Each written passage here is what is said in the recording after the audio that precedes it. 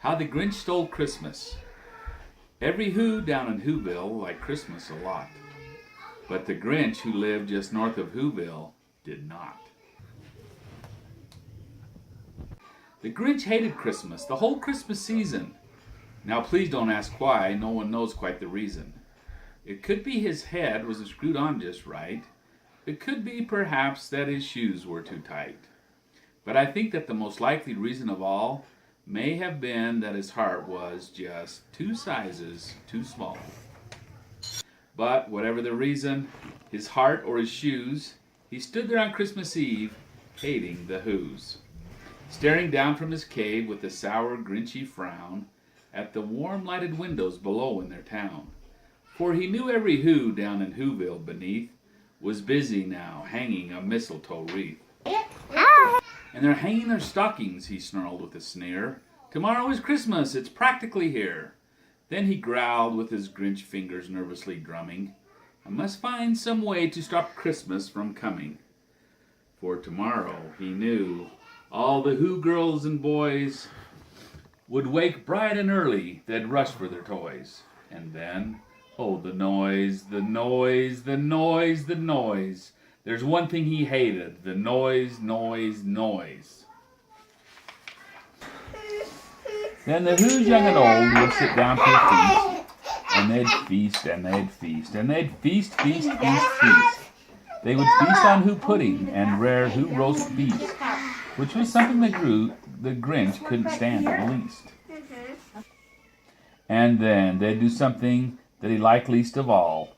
Every Who down in Whoville, the tall and the small, would stand close together with Christmas bells ringing. They'd stand hand in hand, and the Whos would start singing.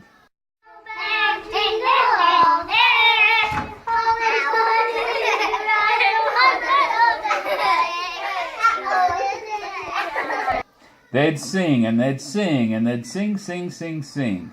And all the more the Grinch thought of this Who Christmas sing, the more Grinch thought, I must stop this whole thing.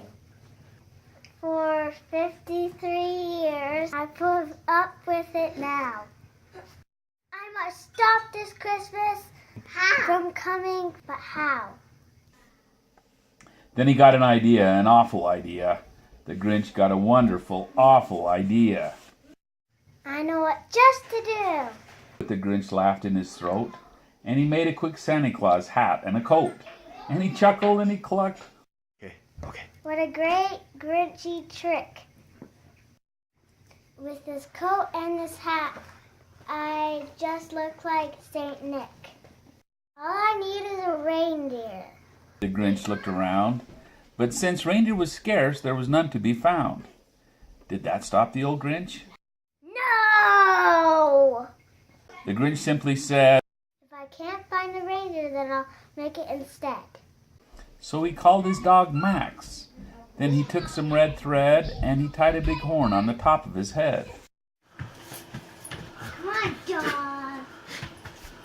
Dog. Then he loaded some bags and some old empty sacks on a ramshackle sleigh and he hitched up old Max. Then the Grinch said, Giddy up! And the sleigh started down towards the homes where the Whos lay a-snoozing in their town. All the windows were dark, quiet snow filled the air. All the Whos were all dreaming sweet dreams without care. When he came to the first little house on the square, Stop number 1. the old Grinchy Claus hissed, and he climbed to the roof, empty bags in his fist. Then he slid down the chimney a rather tight pinch, but if Santa could do it, then so could the Grinch. He got stuck only once for a moment or two, then he stuck his head out of the fireplace flue, where the little Who stockings all hung in a row. These stockings are the first things to go. Then he slithered and slunk, with a smile most unpleasant, around the whole room, and he took every present. Pop guns and bicycles, roller skates, drums, checkerboards, tricycles, popcorns, and plums. And he stuffed them in bags. Then the Grinch very nimbly stuffed all the bags one by one up the chimney. Then he slunk into the icebox, He took the Who's feast. He took the Who pudding. He took the roast beast.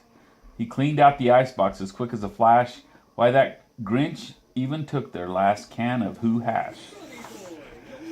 Then he stuffed all the food up the chimney with glee.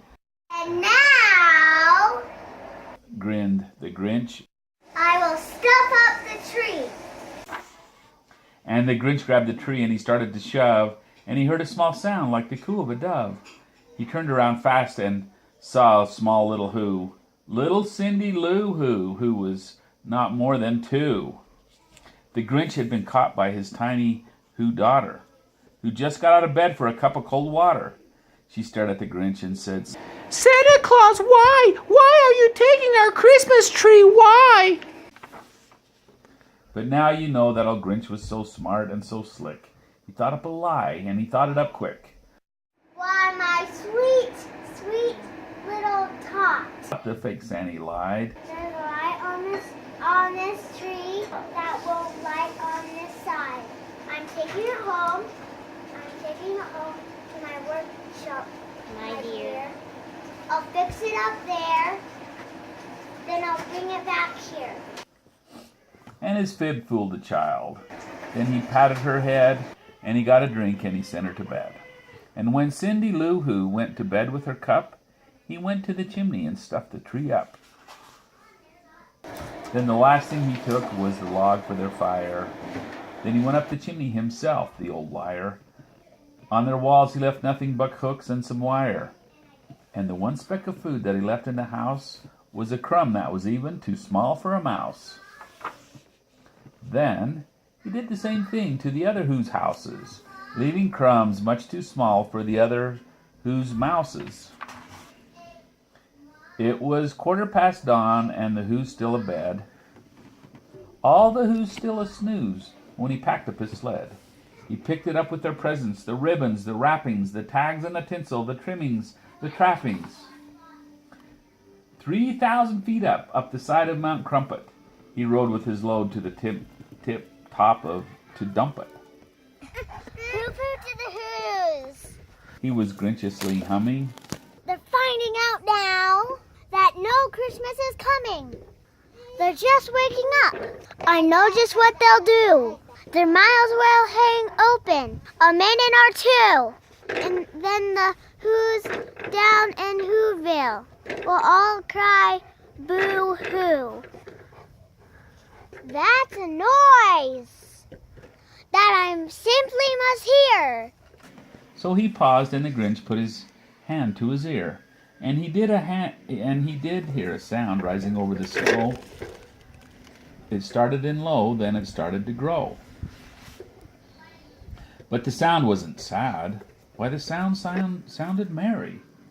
It couldn't be so, but it was merry, very. He stared down at Whoville. The Grinch popped his eyes. Then he shook. What he saw was a shocking surprise. Every Who down in Whoville, the tall and the small, was singing without any presents at all. Jingle bells, jingle all the way. All I want is to ride in one open sleigh. Hey, jingle bells, jingle all the way. All I want is to ride in one open sleigh. Hey, ready, done. He hadn't stopped Christmas from coming. It came. Somehow or other, it came just the same. And the Grinch, with his Grinch feet, ice cold in the snow, stood puzzling and puzzling. How could it be so? It came without ribbons. It came without tags. It came without packages, boxes, or bags. And he puzzled 3 hours till his puzzler was sore. Then the Grinch thought of something he hadn't before. Maybe Christmas doesn't come from a store. Maybe Christmas, perhaps, means a little bit more. And what happened then? Well, in Whoville they say that the Grinch's small heart grew 3 sizes that day. And the minute his heart didn't feel quite so tight, he whizzed with his load through the bright morning light. And he brought back the toys and the food and the feast. And he himself, the Grinch, carved the roast beef. The end.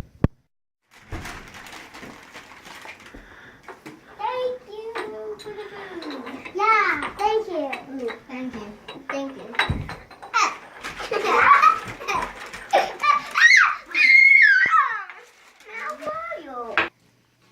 They got happy. They got a present.